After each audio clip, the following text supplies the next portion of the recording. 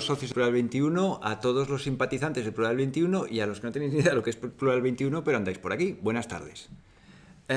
Hoy tenemos a Antonio Hidalgo, que nos trae este libro, El Minotauro en Alcácer. Os lo dejo aquí, que lo podáis ver. Antonio ha escrito este libro sobre un tema peliagudo, es un tema que nos puede... Hablando antes con Antonio, y le he dicho, oye, no me gustaría entrar en temas escabrosos, es un tema que tiene una pata muy escabrosa, bueno, todo el tema es escabroso, y voy a dejar a Antonio un poco que vaya a su rollo, que nos explique él por qué ha hecho esto primero, y luego, bueno, Antonio, ¿cómo llegaste a...? Pues nada, hola, buenas tardes, José Luis. Buenas tardes a todos y bueno, gracias por la oportunidad esta de poder presentar mi libro aquí en Barcelona en Plural 21. Bueno, pues yo soy profesor de instituto y nací en 1978, que es el año en el que nacieron 2 de las 3 niñas de Alcácer. Así que eran de mi edad. Y como en los años 90 veíamos mucho la tele en general y bueno, se hizo un seguimiento mediático muy exhaustivo del triple crimen de Alcácer, pues bueno, a mí me marcó, como supongo que a muchas otras personas.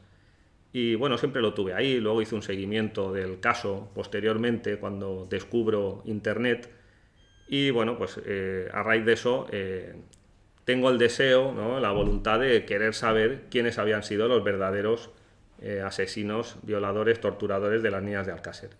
Y bueno, pues ese es el laberinto que aparece en la portada de mi libro, ¿no? El laberinto de sobreinformación, de desinformación. Se habla muchísimo del crimen de Alcácer, a día de hoy se sigue hablando muchísimo. El pasado viernes se cumplieron 28 años del secuestro, un viernes 13 de noviembre de 1992. Y bueno, pues a día de hoy sigue siendo un tema de actualidad.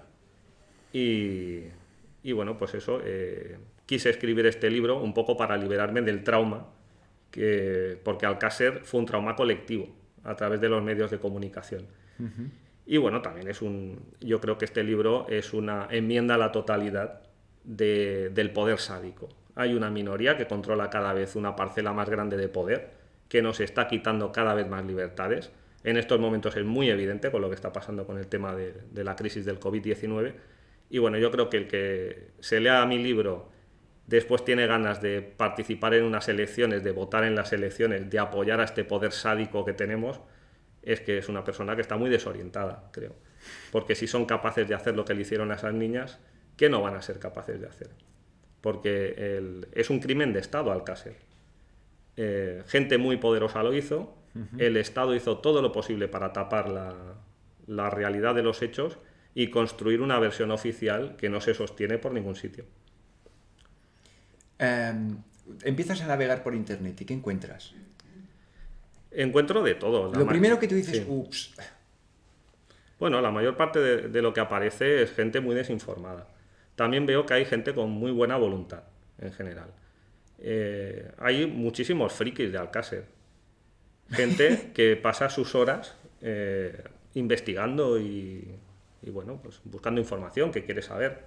Y la mayor parte de la gente lo hace con muy buena intención, pero es muy difícil llegar a descubrir la verdad. Por eso he querido hacer un libro, ¿no?, de criminología, primero porque yo no soy criminólogo, yo tengo formación en historia y en antropología, así que es un libro que busca las bases ideológicas, porque si hemos llegado a Alcácer, que no solamente Alcácer es el crimen paradigmático, pero por desgracia desaparecen cada año, creo que son 8 millones de niños en el mundo.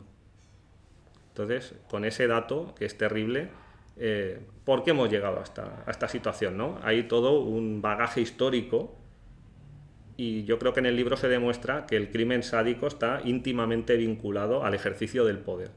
Porque tú defines el libro como un libro de filosofía, no sí, es un libro de criminología ni... Es multidisciplinar, ¿no? Podemos decir, hay un poquito de todo. Toco temas de historia, de antropología, de filosofía, de política.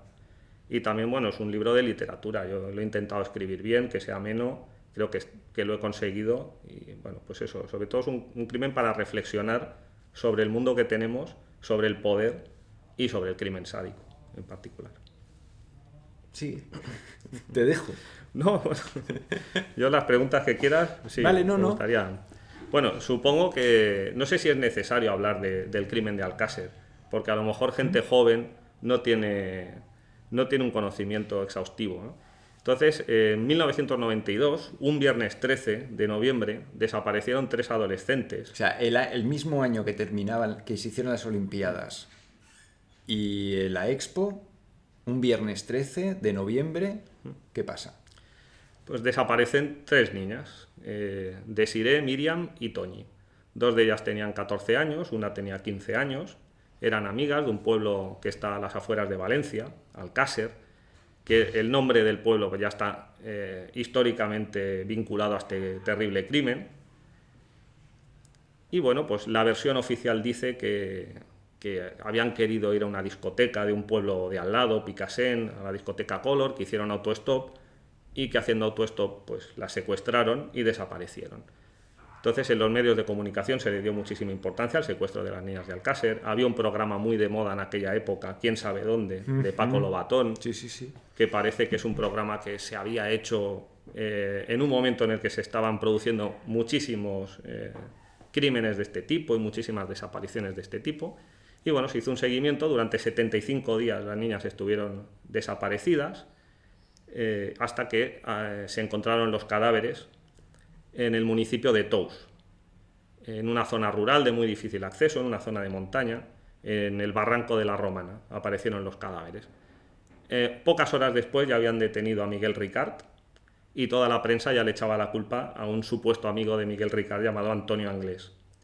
Antonio Anglés estaba desaparecido, no se sabe todavía a día de hoy dónde está Antonio Anglés, y bueno, Miguel Ricart fue el que se comió el marrón, por decirlo en lenguaje coloquial, y bueno, estuvo muchos años en la cárcel, ya está en libertad, y dijeron que había sido él, bueno, habían sido los dos, que las habían violado, pero claro, hay unas autopsias que hacen los forenses valencianos.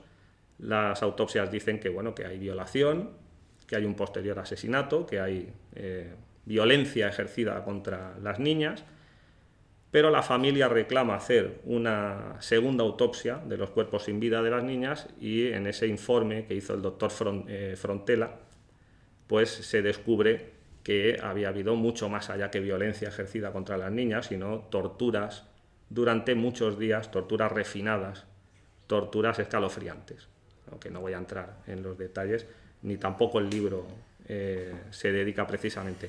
Yo parto de la base en el libro de que la versión oficial es falsa. Sí, cuando dices tortura refinada, sin tener que entrar al detalle, ¿a qué te refieres con refinado? Pues que 2 hombres con un coeficiente intelectual por debajo de la media, que probablemente no se habían leído un libro en su vida, que no tenían ningún tipo de antecedente sobre crimen sexual, que uno de ellos era el homosexual de su pueblo. Era imposible que hubieran violado a las niñas de Alcácer. Además, el tipo de tortura pues denota cierto conocimiento incluso de las obras del Marqués de Sade, denota conocimiento de las torturas de la Santa Inquisición. Es decir, que había un tipo de torturas muy elaboradas, premeditadas. Que no se limitan a teatro y te pego 4 guantazos. No, claro. No estamos hablando de eso. No, luego las autopsias demuestran que en realidad participaron muchas personas en el crimen, que las niñas sobrevivieron no a esa noche, sino que sobrevivieron durante muchos días. Una en concreto estuvo durante prácticamente todo el tiempo que estuvieran desaparecidas con vida, con lo cual no se sostiene la versión oficial. Entonces hay autores que han investigado el crimen, yo me baso en esos autores, sobre todo en Juan Ignacio Blanco y en otras fuentes, y por lo tanto yo no entro, yo simplemente parto de la base de que la versión oficial no se corresponde con la realidad, ni en este crimen ni en tantísimos otros. ¿Por qué dices que hay una conexión, que se ve conexión entre el Marqués de Sade y lo que sucede ahí? Sí, bueno, ahora si quieres voy explicando, no, sí, no. Entonces ya lo enlazo mejor, okay, ¿no? Porque okay, si no, vale, sí, te dejo, a tu rollo. No, que sí. Bueno, pues primero le quería dar las gracias a Félix Rodrigo Mora, que es el que ha escrito el prólogo de mi libro. también a Laura, ilustradora valenciana, que ha hecho la portada, que es muy impactante, muy visual, yo creo que es muy bonita. Y bueno, yo quería precisamente que tuviera estos elementos, ¿no? Ya explica un poco lo que es el laberinto, ¿no? Ese estado de desinformación que hay acerca de los crímenes que comete la élite. Y bueno, rememoro la leyenda del Minotauro de Creta, un monstruo antropófago, un monstruo que devoraba vidas humanas de gente joven, y ese es el crimen sádico, ese es el poder que tenemos. El poder está formado por personas psicópatas, por personas que se dedican a cometer este tipo de crímenes. No digo que todos lo hagan, pero sí que existe un poder en la cumbre que se dedica a cometer este tipo de crímenes con una frecuencia cada vez más evidente. Y luego, Teseo, tenemos que ser todos nosotros, tenemos que ser el pueblo. Basta ya de entregar a nuestros hijos, a nuestros vecinos, a modo de sacrificio a este crimen sádico que representa el Minotauro. Entonces, en la ilustración de la portada aparece el Minotauro escondido detrás de una columna. Él es el que se esconde, porque es así como debería ser la situación. Nosotros no nos tenemos que esconder, porque somos el pueblo. Nosotros tenemos que empuñar la espada y matar al Minotauro. Y eso es lo que tenemos que hacer. Y bueno, pues el libro tiene una estructura teatral. No es una obra de teatro, pero he querido que tenga esa falsa forma de obra de teatro. El libro está dividido en tres actos. Cada acto está dividido en varias escenas y aparece una relación de personajes, con los personajes que o bien por desgracia o bien por otras razones aparecen en este libro. Y bueno, le he querido dar ese formato de obra de teatro, básicamente porque el poder es sobre todo simbólico. Para que nosotros seamos obedientes con esa minoría que tiene el poder, tenemos que creernos que tienen poder. Tenemos que creernos inferiores. Y asimismo ellos se tienen que creer superiores a nosotros. Entonces hacen una serie de rituales simbólicos a través de los medios de comunicación en los cuales demuestran el gran poder que tienen. Y Alcácer fue una teatralización. Apareció en los medios de comunicación, apareció en los periódicos y hoy en día sigue siendo... es una obra de teatro que todavía no ha terminado Alcácer. Porque, no sé si os habéis enterado, pero hace unos meses un friki de Alcácer supuestamente se fue a visitar la fosa de la Romana, a hacer turismo, como el que se va de turismo, no sé, a Montserrat, a la Moreneta, pues él decidió ir a la fosa de la Romana y empezó pues, a rebuscar y encontró unos huesos de una fosa que se había cribado 27 años atrás. Se había cribado exhaustivamente, con lo cual es imposible que hubiera huesos de las víctimas en la fosa de la Romana. Pero parece ser que encontraron unos huesos y meses después, casualmente, en las fechas anteriores a que se cumpla el aniversario de la desaparición de las niñas, pues se publica que estos huesos pertenecían a una de las víctimas. Entonces ahora ya tenemos otra vez los programas de televisión hablando sobre el tema. Es decir, interesa rememorar este ritual de poder, porque básicamente, ¿qué nos dijeron los asesinos de las niñas de Alcácer? Nos dijeron, tenemos el poder, los que queráis investigar vais a saber que hemos sido nosotros, no vais a saber el nombre ni la cara que tenemos, pero sí vais a saber que tenemos un gran poder, que podemos hacer lo que nos dé la gana, cuando nos dé la gana y con quien nos dé la gana. Es decir, es una representación teatral de la impunidad que tiene el poder. De hecho, Alcácer yo lo defino como un golpe de Estado. Es un golpe de Estado. Lo oí cuando hiciste la presentación del libro con Félix. ¿Por qué dices que es un golpe de Estado? Es un golpe de Estado porque este tipo de crímenes están muy vinculados a lo que se denomina pacto de sangre. Se ha estudiado muy bien en los crímenes de Ciudad Juárez. Coincidiendo con el crimen de Alcácer, a principios de los 90 hubo una oleada terrible de crímenes contra mujeres y niñas en las ciudades fronterizas del norte de México con Estados Unidos. Chicas muy jóvenes, pobres, la mayoría de ellas inmigrantes del sur de México, de países de América Central, que fueron secuestradas, torturadas, violadas y asesinadas. Fueron cientos y cientos, probablemente miles. Lo que pasa es que no se hizo tampoco un control exhaustivo de los feminicidios de Ciudad Juárez, que presentan muchos paralelismos con el crimen de Alcácer y con otros crímenes que hemos tenido aquí en Europa. Y bueno, curiosamente, en un país donde supuestamente hay más corrupción, que es México, ¿no? Donde quizá la corrupción sea más visible, la gente fue menos crédula con las versiones oficiales, porque también en Ciudad Juárez intentaron buscar a los robaperas de turno para echarles la culpa, ¿no? Primero fue un tal el egipcio, siempre les ponen un apodo, un sobrenombre, porque así se denigra más a la persona a la que quieren vilipendiar en público los medios de comunicación, ¿no?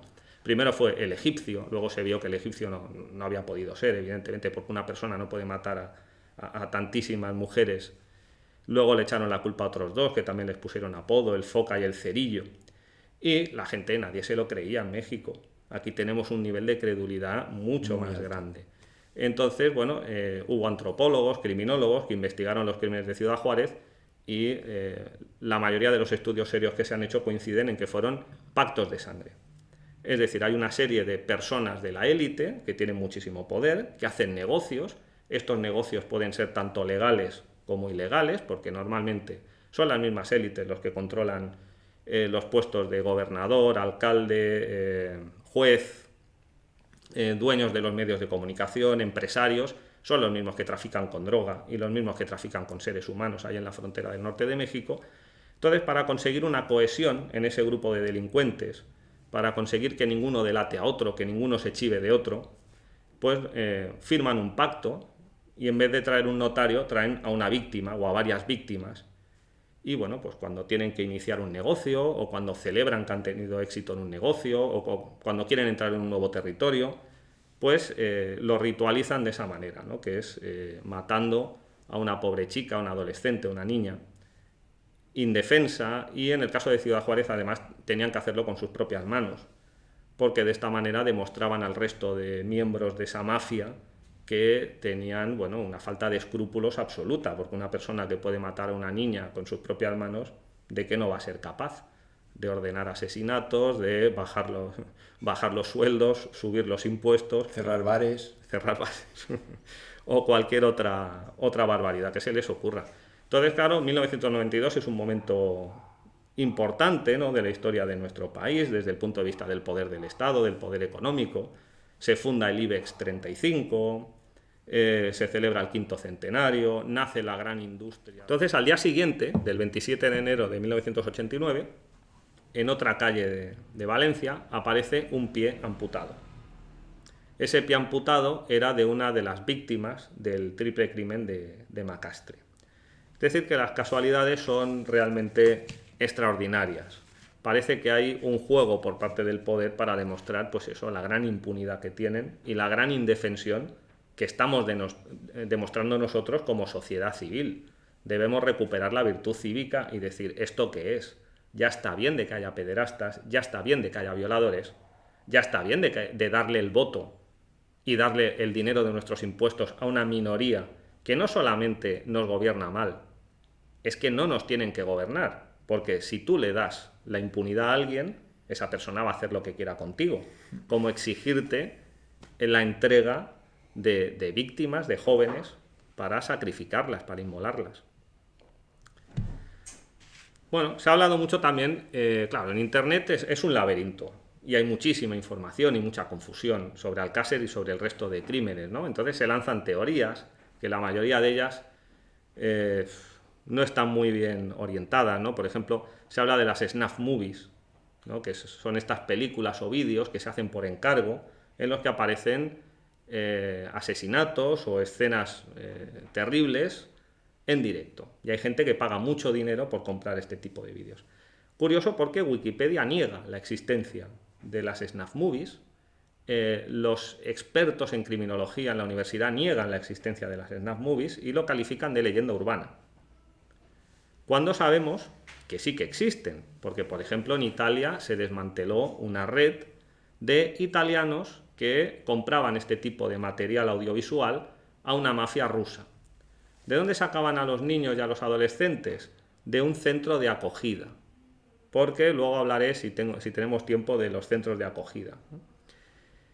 Pero Alcácer no fue un tema de snuff movie. Y existe, sí, pero la mayor parte de estos crímenes no están relacionados con un negocio, con un deseo económico directo, ¿no? Luego se habló también de tráfico de órganos, ¿no?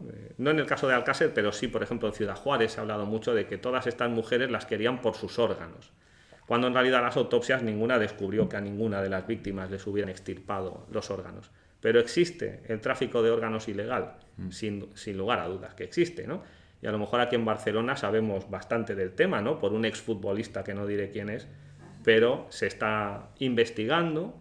Pero curioso, los medios de comunicación oficiales no están hablando del tema de este exfutbolista, que parece ser que algún club de fútbol le compró tal vez un hígado, ¿no? A lo mejor todo es mentira, pero bueno, que se informe, ¿no? Que se diga, que haya transparencia, que no la hay. Y también se ha hablado mucho de satanismo. Yo creo que no hay que entender que estos crímenes son una consecuencia de que haya gente con ideología satánica, sino que el satanismo simplemente es el envoltorio que justifica a las personas que participan en unos actos tan terribles, el envoltorio que justifica lo que están haciendo. El satanismo no deja de ser una ideología que rompe con los valores morales, que son propios del pueblo y de la sociedad occidental desde hace siglos. El lema, por ejemplo, del padre del satanismo moderno, Aleister Crowley, que fue el que fundó la filosofía telema, es: haz tu voluntad, será toda la ley. Es libertad absoluta. Yo quiero libertad absoluta, pero hay que basarse en la ley natural, que dice que yo tengo mi libertad, yo puedo hacer lo que quiera, siempre y cuando que no agreda la libertad de los demás. Claro, el satanismo pervierte esta idea de libertad y la convierte en lo que lo convierte. Curioso la vinculación que tienen ciertos personajes de la élite del poder con el satanismo, ¿no? Es bastante curioso. Por ejemplo, en Estados Unidos los políticos se codean, van a cenar y les encanta rodearse de la presencia de una artista muy famosa llamada Marina Abramovich. Bueno, un artista conceptual. Performer, ¿no? Performer, sí, sí. Bueno, su obra más famosa es ir al MoMA de Nueva York y la gente podía hacer lo que quisiera con ella. La podían agredir. ¿Con ella misma? Sí, sí, sí. Ella dijo que, bueno, que no iba a emprender acciones legales, que la gente tenía libertad absoluta para hacer con ella lo que quisiera. Y puso todo tipo de armas, objetos, para que la gente podía libremente bueno, pues utilizar en su contra. Bueno, nadie se atrevió a hacer nada y oportunamente se clausuró la performance esta cuando ya la cosa se estaba empezando a animar, ¿no? Entonces, ¿por qué no les gusta tanto a ciertos políticos participar en las cenas de Marina Abramovich donde se consumen delicias como sangre o esperma? ¿No? Curioso, ¿no? La vinculación que hay con el satanismo, sin que sea el satanismo, ya digo, la causa de este tipo de crímenes. Bueno, en el primer acto de la obra me centro en vincular el crimen sádico con el poder, con la élite. En la segunda escena de la obra indago en las causas intelectuales del crimen sádico y entonces le doy mucha caña a dos personajes que me parecen nefastos. Uno de ellos es el escritor del siglo XVIII Donatien de Sade, conocido como el Marqués de Sade, aristócrata, y luego le doy mucha caña al filósofo alemán Friedrich Nietzsche. Vale. Entonces, bueno, Sade era un niño mimado, consentido, egótico, solipsista.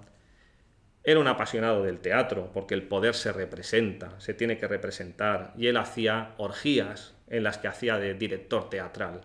Él preparaba a los que iban a participar en la orgía, la mujer era la encargada de buscarle los niños y niñas y chicos y chicas que iban a participar en esa orgía, porque no solamente escribía sobre sadismo, sino que el Marqués de Sade, que es el que ha prestado con su apellido Sade el origen de la palabra sadismo, sino que él también practicó el sadismo y se pasó la mayor parte de su vida encerrado en cárceles y luego manicomios.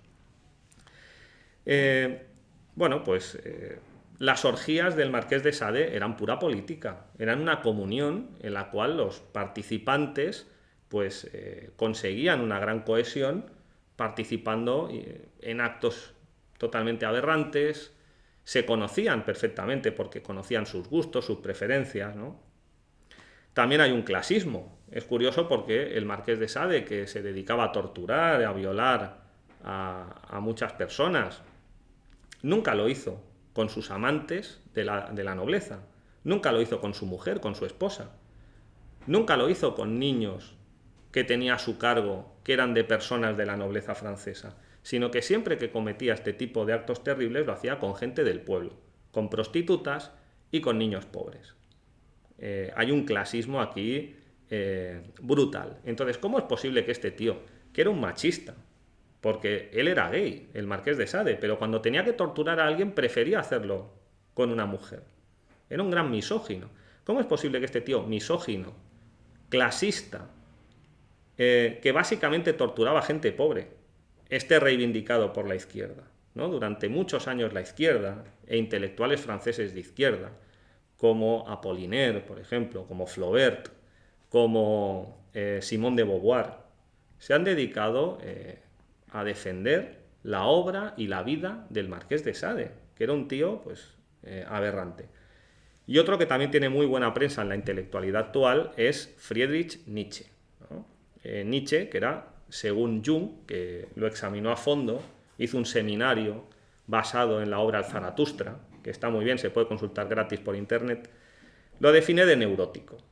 Era un hombre tan reprimido, que ni siquiera se acercaba a una mujer, porque se reprimía muchísimo, que se pasó toda la vida en la falda de su mamá y de su hermana, que al final, pues, fantaseó con convertirse en lo que él no era. Él era un medio hombre, ¿y qué hizo? Convertirse en su imaginación en el superhombre. En ese superhombre que nos venden como ideal, que no deja de ser un tío que hace lo que quiere, aplicando el lema del satanismo, a tu voluntad será toda la ley, ¿no? Es decir, Nietzsche le dice, no quiero ser un esclavo. Él se sentía un esclavo, ¿no? Llevaba una vida de mierda, se sentía un esclavo. ¿Qué tiene que hacer un esclavo? Pues quitarle el látigo al esclavista y convertirte tú en esclavista. Y eso es lo que se nos está diciendo con la teoría esta de la voluntad de poder, que tenemos que entrar en el juego del poder y si no quieres ser un esclavo no lo seas, conviértete tú en el esclavista. Y bueno, entonces hay un relativismo moral por parte de Nietzsche, y aquí enlazo con la tercera parte de mi obra, con el tercer acto, quizá el más sorprendente, que tiene que ver el feminismo, con Alcácer, que tiene que ver el feminismo con todo esto que estoy contando, ¿no? La ideología de la voluntad de poder se está inculcando a las personas de a pie a través de la industria del ocio, a través del sistema educativo, a través de las leyes, y en concreto con una ideología que es el feminismo. No todo el feminismo, sino el feminismo de Estado. El feminismo que promociona al Estado con sus leyes, con sus asociaciones subvencionadas.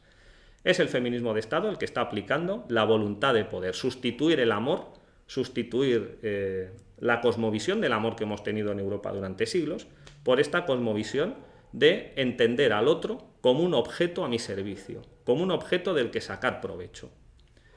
Entonces, bueno, yo le doy muchísima caña a Simone de Beauvoir, que es la santa patrona del feminismo actual, del feminismo que defienden la reina Leticia, del feminismo que defiende la mujer más poderosa de España, la del Banco de Santander, la señora Botín, ¿no? Que se define a sí misma como feminista. Claro, si Leticia y Botín se definen como feministas, a mí ya eso me produce cierto rechazo.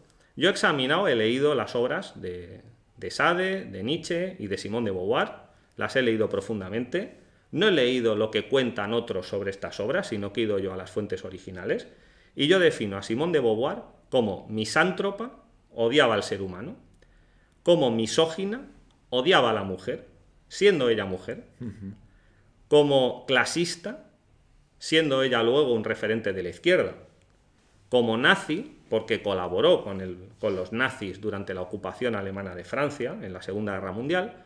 La califico de necrófila por el amor que tenía por la muerte, por que las mujeres se alejaran de la reproducción, se alejaran de la vida, de tener hijos, ¿no? La pasión por el aborto. La califico de sádica porque escribió una obra en defensa del Marqués de Sade, que se ha traducido al castellano como «Hay que quemar a Sade», y evidentemente la tesis de Simone de Beauvoir es que no hay que quemar a Sade, que hay que idolatrarlo y hacerle una escultura. Y además fue pederasta. Practicó activamente la pederastia y firmó manifiestos a favor de tener relaciones sexuales con menores de edad. Entonces, en mi libro he recogido un montón de citas en las que esto está más que demostrado. me parece terrible que una vez que acudí a un consultorio médico de Platja d'Aro me encontrara con un cuadro gigante de Simone de Beauvoir en la puerta. Me parece terrible que en 3 institutos en los que he trabajado haya imágenes o haya visto imágenes de Simone de Beauvoir. Este es el personaje femenino que le estamos vendiendo a nuestras jóvenes. Simone de Beauvoir, una mujer que se avergonzaba de ser mujer, que se avergonzaba de tener tetas, que se avergonzaba de tener la regla y llamaba a la menstruación, la llamaba la maldición, ¿no? Una mujer que se avergonzaba de que las mujeres puedan tener hijos, ¿no? Está todo lleno de citas en mi libro que demuestran que esta señora era realmente detestable, ¿no? Por ejemplo, cito cómo el Estado está subvencionando, los estados de varios países del mundo están subvencionando películas, series, libros, en los cuales se defiende pues, el aborto, sobre todo el alejamiento de la reproducción, ¿no? Y parece como que la vida está siendo perseguida en estos momentos. Hay una persecución de la vida. Y bueno, cito, por ejemplo, una película llamada Motherhood, ¿no? Una mezcla de maternidad y alteridad, ¿no? Que dice, ¿no?, que es que una mujer que no quiere tener hijos es un tabú, cuando el tabú que se está construyendo es la mujer que quiere ser madre, que hoy en día es lo que está persiguiendo de facto el sistema, ¿no? Por ejemplo, bueno, la mujer se tiene que dedicar básicamente al trabajo asalariado y sustituir el amor por el poder. Entonces, claro, ¿qué tiene que ver Simone de Beauvoir con Alcácer? Muchísimo. Porque ¿qué fue el crimen de Alcácer sino un crimen misántropo contra el ser humano? Eran seres humanos las chicas. ¿Qué no fue sino un crimen misógino que cometieron contra 3 personas de sexo femenino, precisamente, ¿no? Fue un crimen clasista, también el crimen de Alcácer, ¿no? Eran gente del pueblo, eran chicas normales y corrientes. Fue un crimen necrófilo, y no voy a entrar en detalles. Fue un crimen sádico y fue un crimen pederasta, que es justamente los condimentos que tiene Simone de Beauvoir a lo largo de su obra. Entonces, bueno, ¿en qué me baso para decir que el feminismo pretende acabar con la cosmovisión del amor y basarse en la voluntad de poder? Por ejemplo, en una cita de Kate Millett, quizá la feminista más importante en Estados Unidos, que dice: el amor es el opio de las mujeres. Flipa. Que ya hace daño esta. O, por ejemplo, una famosa periodista de izquierdas... ¿De qué año es esta Millet? ¿Aprox? Sí, fue activa en los 60 y 70, sobre todo. Rosa Montero, periodista, escribió: ¿tenemos que ser malas para ser libres? No me gusta la idea, pero si hay que hacerlo... Esto la Rosa Montero nuestra, la española. Sí. En vez de promocionar la virtud cívica, vamos a ser buenos, hombres y mujeres. No. Las mujeres hay que ser malas, ¿no? Es decir, si hemos sufrido violencia por parte de los hombres, lo que tenemos que hacer, lo que decía Nietzsche, ¿no? Pues es la hora de cambiar de bando, ¿no? Vamos a ser nosotras las violentas. Vamos a ejercer esa violencia.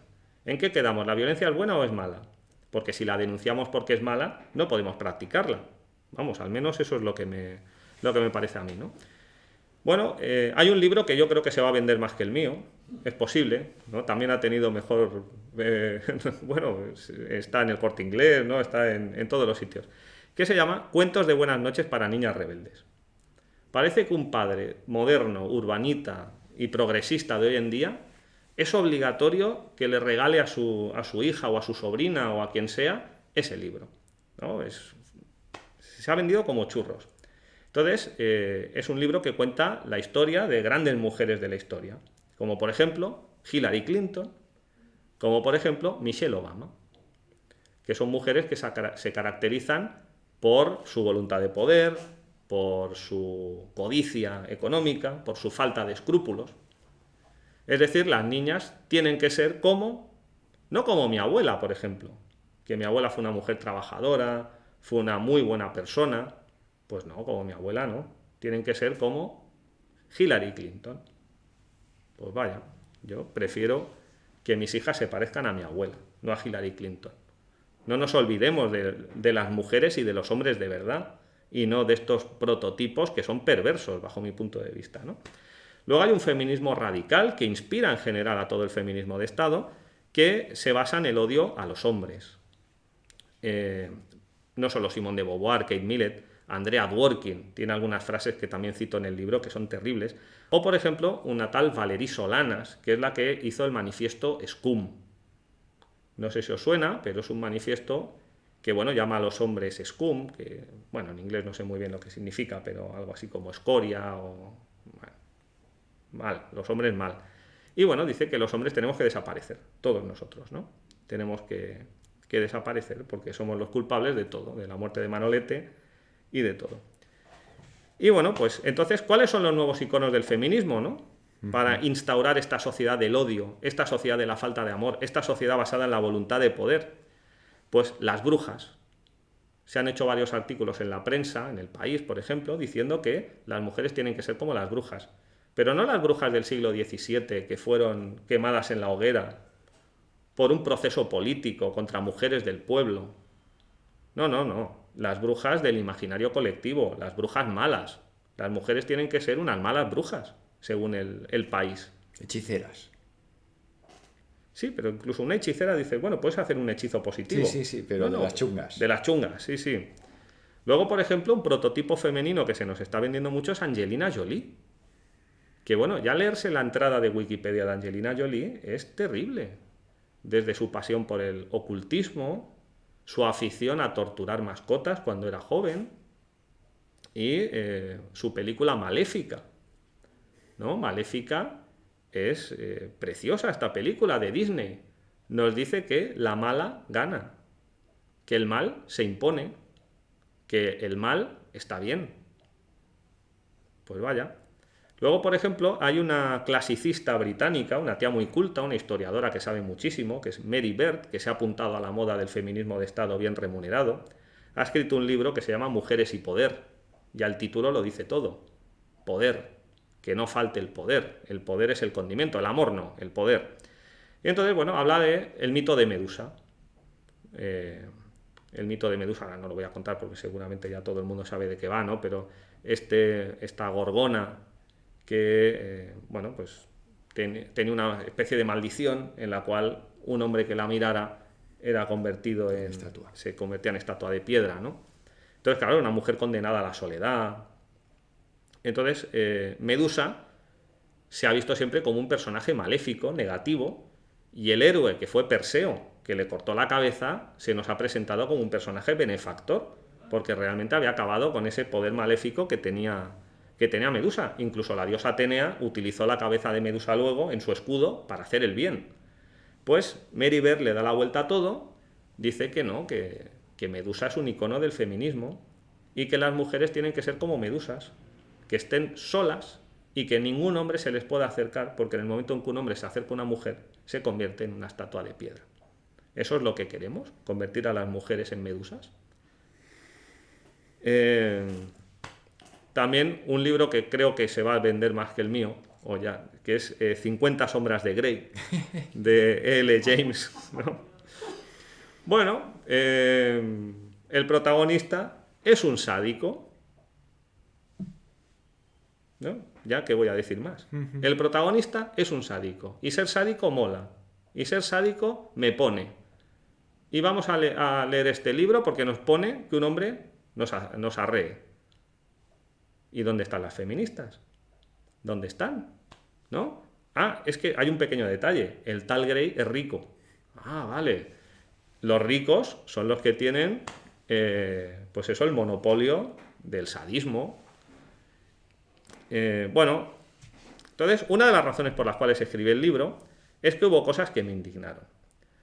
Por ejemplo, una autora, profesora de universidad en el País Vasco, Nerea Barjola, escribió un libro que se llama Microfísica sexista del poder, y en el cual habla del tema Alcácer. Y dice que el crimen de Alcácer fue un crimen machista. Yo he hablado de misoginia, y sin lugar a dudas el crimen de Alcácer y tantos otros tienen un componente de misoginia brutal. Pero claro, lo que está diciendo esta mujer es respaldar la teoría oficial del feminismo, el feminismo de Estado, el feminismo de Simone de Beauvoir, el feminismo de Botín y Leticia, que dice que los culpables somos todos los hombres. ¿Yo soy culpable del crimen de Alcácer? ¿Yo o una minoría de gente con mucho poder? De hombres y probablemente también de mujeres. Yo creo que fue un crimen del poder, con un componente misógino, sin lugar a dudas. Pero fue un crimen de poder. No podemos decir que Alcácer fue un crimen machista. Pero es que igual habían mujeres matando a las crías. Probablemente. Es muy probable. Bueno, en la isla de las orgías de Epstein Iban mujeres.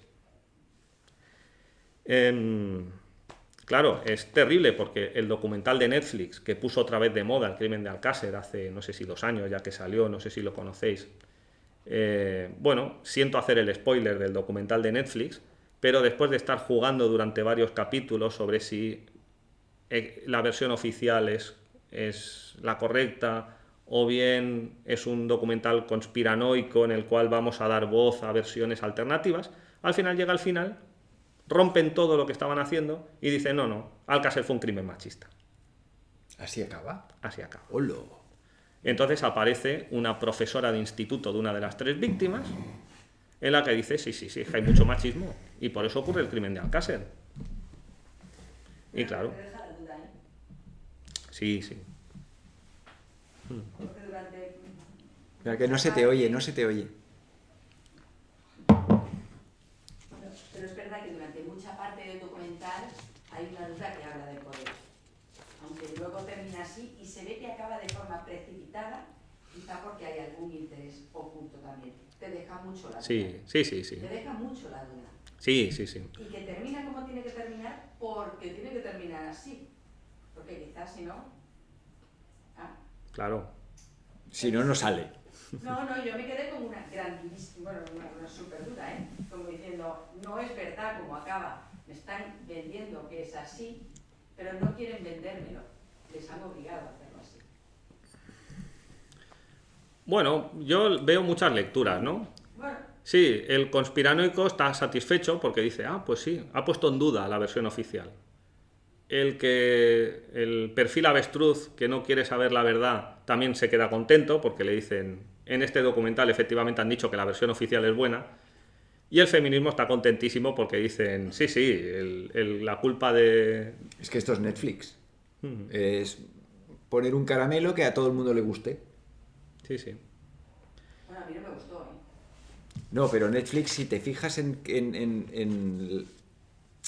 cositas que hacen, te das cuenta que es que tocan los temas así. Bueno, claro.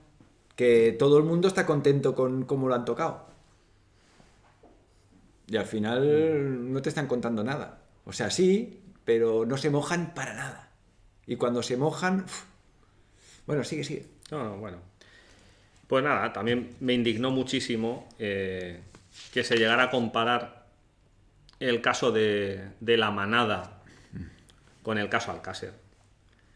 Y evidentemente a mí estos jóvenes sevillanos que se dedicaban por ahí a aprovecharse sexualmente de mujeres que conocían, como la que conocieron en los Sanfermines de Pamplona, pues me parece repugnante, me parecen unos seres repugnantes.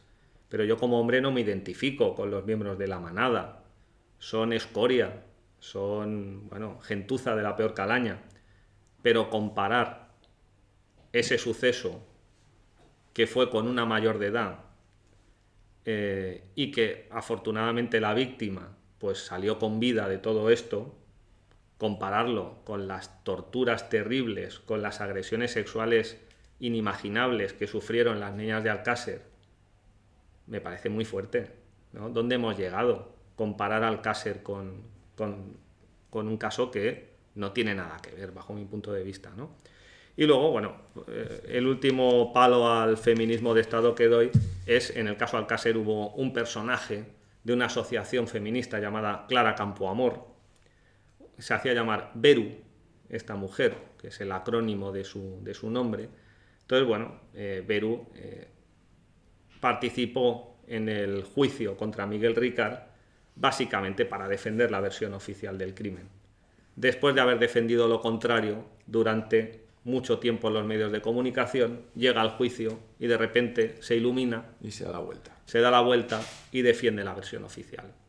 Porque, claro, estas asociaciones dependen del dinero del Estado. Y Alcácer fue un crimen de Estado. Y por eso el Estado... Y bueno, pues aquí tengo crímenes de Estado que menciono en el libro de pasada, en notas a pie de página, en anexos, que no sé si podemos entrar Vas a hacer o no. el listado, que estoy viendo los nombres ahí y coño. Sí, sí. Bueno, sé que a través de Plural 21 vi que le habíais dado importancia al tema del supuesto envenenamiento por aceite de colza, ¿no? Que no fue el aceite de colza, que fue un experimento militar, ¿no? Bueno, pues un crimen de Estado más. No solamente se dedican a violar niños y a participar en este tipo de orgías sádicas, ¿no? Los crímenes de Estado son muy diversos, ¿no? Por ejemplo, la operación Mengele, en la cual se probaban drogas con indigentes para ver qué pasaba. Y esta fijación que tienen con los niños que están en centros de acogida. ¿Quién es un juez? ¿Quién es el Estado para quitarle el niño a una familia? Dicen que es porque va a estar mejor que con la familia. Pero es que tenemos que luego no ocurre, que se producen todo tipo de abusos. Actualidad, las Islas Baleares. La mayoría de las chicas acogidas en centros de acogida de las Islas Baleares fueron violadas y prostituidas. ¿Y qué está haciendo el gobierno de las Islas Baleares? Gobierno de izquierda, feminista. ¿Se ha preocupado de estas chicas, las feministas del gobierno de las Islas Baleares? ¿No? Están tapando el caso para que no se hable del tema, para que no se investigue. Han decidido no investigarlo. Por ejemplo, un personaje también que tiene tela, Luis Eduardo Ramírez Icardi, exmarido de Mónica Oltra, vicepresidenta de la Generalitat Valenciana, progresista y feminista. Trabajaba en un centro de acogidas de menores y se dedicaba a agredir sexualmente a una niña.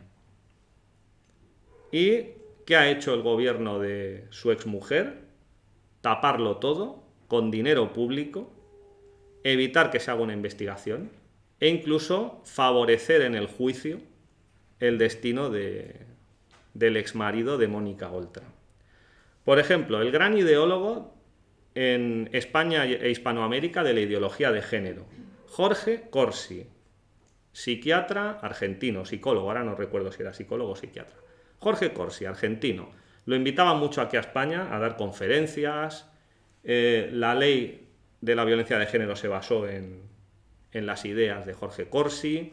Hicieron una película que se pone mucho en los institutos, que se llama Te doy mis ojos, de Iciar Bollaín, que va del maltrato a las mujeres. Los hombres somos malísimos porque los hombres nos dedicamos en nuestros ratos libres a maltratar a las mujeres, todos los hombres, sobre todo los pobres.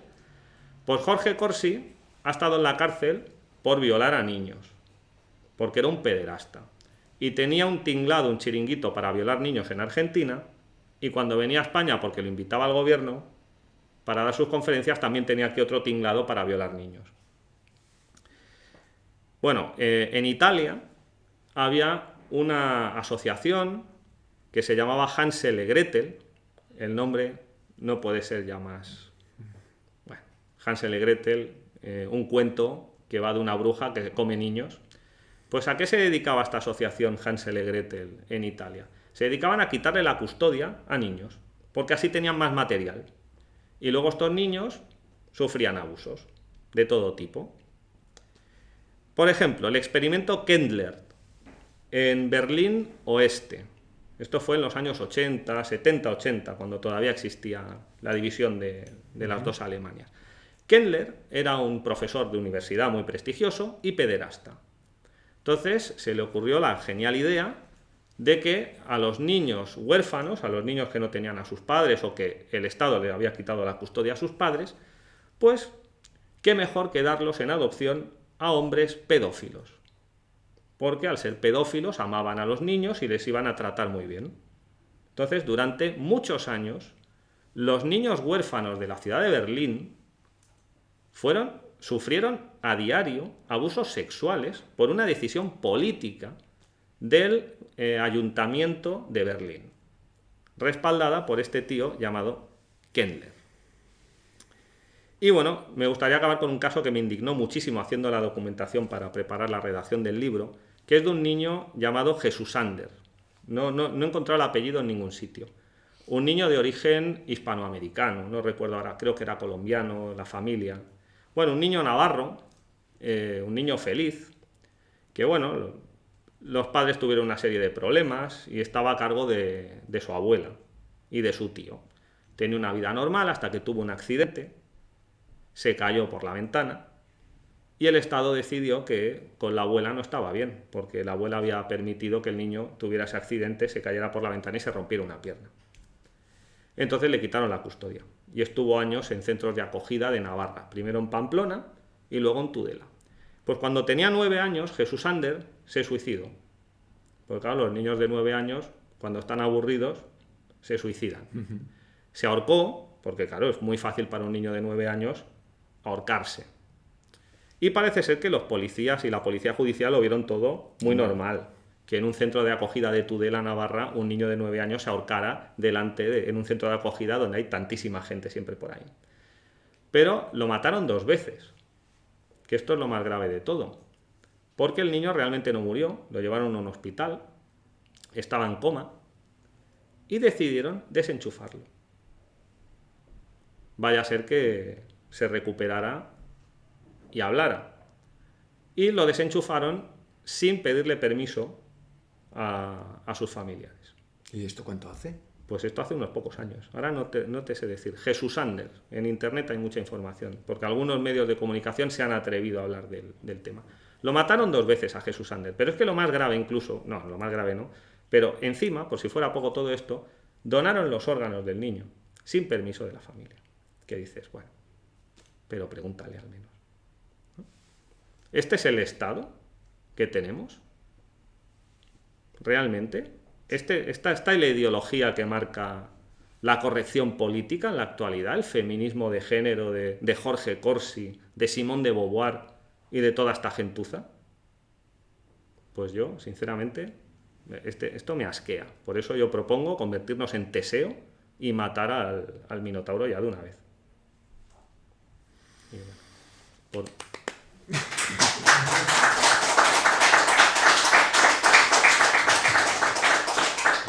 déjame que te haga una pregunta. ¿Tú crees que es casualidad que precisamente ahora, con todo el COVID, con toda la censura, con toda la presión, que ahora se vuelva a ponerse encima vuelvan a encontrar trocitos de las niñas? No sé si tiene mucho que ver con el tema COVID. No lo sé. Para decirte, ¿te acuerdas de aquello? Sí, pues esto es más de aquello. Puede ser. Que es que ahora me estoy pasando yo 3 pueblos y hago con todos lo que me da la gana. Puede ser. Curioso porque Nietzsche, al que critico, pero que era un gran escritor y un gran pensador, ¿no? Creo que estaba equivocado. Habla de una cosa que se llama mnemónica. La mnemónica es que hay que grabar el dolor al esclavo para que sea obediente. La cicatriz, el dolor físico, el castigo, te hace recordar que has de ser obediente. Pero este castigo se puede hacer con un chivo expiatorio, que todo el mundo contemple el castigo. Entonces tú simplemente, si ves cómo han hecho eso a las niñas de Alcácer, a ti no te lo han hecho, pero da igual, el trauma te queda a ti también. Y entonces Nietzsche decía que para que la mnemónica consiste en repetir periódicamente ese ritual de dominación, porque así la gente no se olvida, se va recordando. Y entonces, claro, Alcácer nos lo van recordando para que sigamos traumados.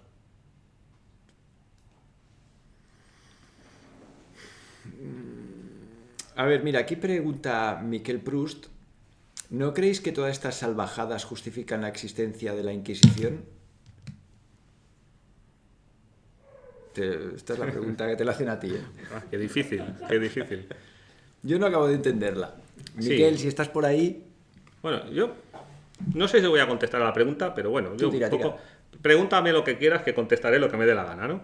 Entonces, la Inquisición era un tribunal del Estado, formado por clérigos, pero era un tribunal del Estado, vinculado a la corona. En segundo, la Inquisición era una institución no medieval, porque yo soy un gran defensor de la Edad Media. Como Félix Rodrigo Mora, el autor del prólogo de mi libro, yo soy un gran defensor de la Edad Media. Así que la Inquisición es algo repugnante, pero es algo moderno. Es paralelo a Maquiavelo, por ejemplo. Es decir, la Inquisición nace en el momento en el que nace el Estado moderno, en el que el Estado empieza a atacar al pueblo, ¿no? En el que empieza el pueblo a perder la libertad que había tenido durante siglos en la Edad Media. Y sí, la Inquisición pues es más de poder sádico del Estado, sin duda. Luego, al hilo de lo que decías, de lo que estaba pasando, de los... ¿cuál has comentado? El del Hansel y Gretel, que Sí. esto no hace falta irte a Italia. No, lo que has comentado de Hansel y Gretel o de las Baleares, que aquí esto pasa en todas partes. Sí, Te descuidas un poco con tu hijo, de golpe se le atraviesa alguien...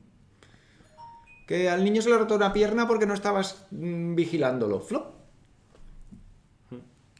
Y aquí Aguaita da links a prodeme.org donde podéis encontrar información al respecto. Bueno, Luis. A Prodeme, no sé si ho coneixes. No. A Prodeme es una asociación de defensa de los menores, justamente. Sí. No lo digo porque decir las siglas para muchas personas es poco, ¿no? Y justamente está hecho con un padre que le quitaron injustamente la custodia, y hay bastantes que están en esta situación. Y luego todo esto lleva a que hay un negocio que en algunos casos deriva hacia ya cuestiones sádicas y aún peores, pero en una parte parece que se queda en un negocio porque gracias a proteger niños se cobran, no sé si son 3.000 euros mensuales, cuando si se diesen 1.500 a la familia o a la madre sola, que muchas veces está en la situación, y las mujeres extranjeras muchas veces, pues acabarían los problemas que hizo que esta mujer fuese al servicio social a pedir ayuda, y a partir de ahí se monta todo un expediente para acabar quitando los niños, ¿no? Entonces es una asociación de defensa al menor con la que colaboramos y creo que vale la pena darla a conocer y apoyarla, ¿no? Miquel Proust puntualiza: hablo de una Inquisición controlada por el pueblo. O sea, lo que él propone es darle la vuelta a la Inquisición, ir a pillar ministros y venga, a la hoguera. Sí, ahora lo he entendido, sí. Pues me vine arriba escribiendo el libro y propuse la creación de tribunales populares que, con todas las garantías, por supuesto, se dediquen a hacer eso, a juzgar a los criminales sádicos, independientemente del poder que tengan. Es el momento de empezar a hacerlo. En Canadá y en Estados Unidos está empezando a cuajar, que la gente se empieza a organizar y empieza a montar tribunales por su cuenta y riesgo, y oye, ahora te juzgamos nosotros. Sí. Tenemos que hacerlo, ya que la justicia del Estado, justicia entre comillas, no lo hace, lo tenemos que hacer nosotros. Sí. Sí. ¿Alguna pregunta más? Bueno, para mí es un aspecto de esto que voy proponiendo en el seguimiento que hago casi semanal, desmontemos la situación actual, de que, decía antes, es un momento más terrible de la humanidad, más amenazante, pero también más prometedor, porque hay posibilidades de girar la tortilla, ¿no? Y que frente a un nuevo orden mundial que quieren imponer, eliminando, bien por muerte, bien por esterilización, 7.000 millones de personas, nosotros hemos de ser capaces de instaurar nuestra nueva, antigua forma de vida al servicio de todos los pueblos y del 99% de la población. Por tanto, es una situación muy peligrosa, y el asesino perfecto es un virus inexistente, pero que han metido en el imaginario de toda la población, y el arma definitiva es una vacuna genética que a quien no mate lo dejará estéril. Por lo tanto, han encontrado la fórmula perfecta para ellos. Pero el riesgo, o sea, la situación es tan delicada, es tan de vida o muerte, que si nos movemos adecuadamente, mi propuesta es que seamos capaces de girar la tortilla. Y por lo tanto, lo más amenazante es también lo más prometedor, ¿no? Yo soy optimista. Yo creo que están haciendo algo nuevo y algo bonito. Tenemos que plantar esa semilla que permita la regeneración de la sociedad. Bien, nuestro lema de la asociación es vida, verdad, libertad, identidad. y hoy nos has traído un aspecto peliagudo, delicado, sensible, acojonante de esto como ataque a lo que nosotros estamos proponiendo, ¿no? Y afortunadamente hay muchas personas, grupos, movimientos que estamos actuando a favor de vida, verdad, libertad, identidad y vamos a ganar esta vez, vamos a ganar. Sí, seguro. Estoy muy de acuerdo, muy a favor. Pues lo dejamos aquí. Perfecto. Bueno, son las 9, en una hora hay que estar en casa porque si no... si no nos castiga el Estado. Bueno, pues nos vemos conmigo el lunes próximo, con Luis. Tendremos libros aquí. Sí, el tema es que los libros los esperaba hoy, no se los han traído hoy, así que tengamos los libros, os lo hacemos saber. Pero vaya, ¿una semana? En cuanto me lleguen, yo me paso por aquí y os traigo ejemplares.